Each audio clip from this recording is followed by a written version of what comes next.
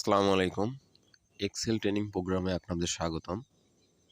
আজ আমি আপনাদের দেখাবো এক্সেল ফাইলে সামেশন করার কয়েকটি সূত্র।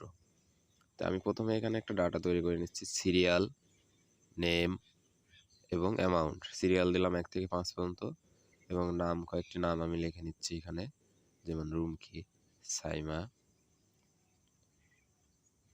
তারপরে শফিক, রফিক, রাজু। এখন এদের আমি একটা অ্যামাউন্ট বসায় দিব। ধরুন এইভাবে আমি একটা অ্যাপ্রক্সিমেট অ্যামাউন্ট বসায় দিচ্ছি জাস্ট সামেশন করার জন্য।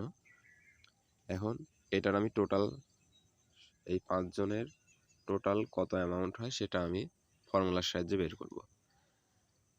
তো এখানে ফর্মুলার সাহায্যে বের করার জন্য আমি কয়েকটি সূত্র ব্যবহার করতে পারি। অটো সামের সাহায্যে আমি সূত্রটি বাইর করে দেখাচ্ছি।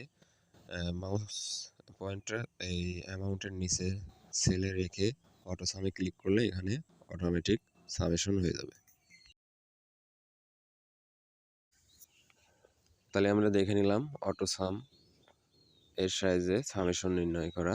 এখন আমি সূত্রের সাহায্যে দেখাবো, অর্থাৎ প্রথমে আমি সমান চিহ্ন দিলাম, এরপরে SUM সাম, এরপরে হচ্ছে কলাম নাম্বার এবং রো নাম্বার। কলাম হচ্ছে ডি আর রো নাম্বার হচ্ছে আপনার 3 থেকে শুরু হয়েছে, তাহলে D3 ক্লোন।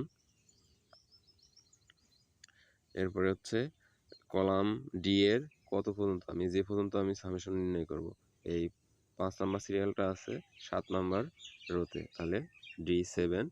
এরপরে আমি বন্ধনী ক্লোজ করে দিয়ে যদি ইন্টার প্রেস করি তাহলে আমার সামেশনটা চলে আসবে।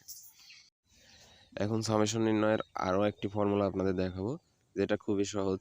এটা ফর্মুলা নয়, এখানে আমি প্লাস চিহ্ন, যেহেতু আমি সামেশন করব অর্থাৎ যোগ করব, সেই ক্ষেত্রে আমি যেগুলি যোগ করব প্রত্যেকটার সামনে প্লাস চিহ্ন দিয়ে দিয়ে আমি যোগ করতে পারি। Plus D3, D4, D5, D6, D7, অর্থাৎ সবগুলি রোয়ের মান আমি একসাথে যোগ করে নিলাম। এটা সূত্র না জানলে আমি এই পদ্ধতিতেও করতে পারি। এখন যে ফর্মুলাটির সাহায্যে আমি সামেশন বের করলাম সেটি খুবই এবং ইফেক্টিভ একটি পদ্ধতি।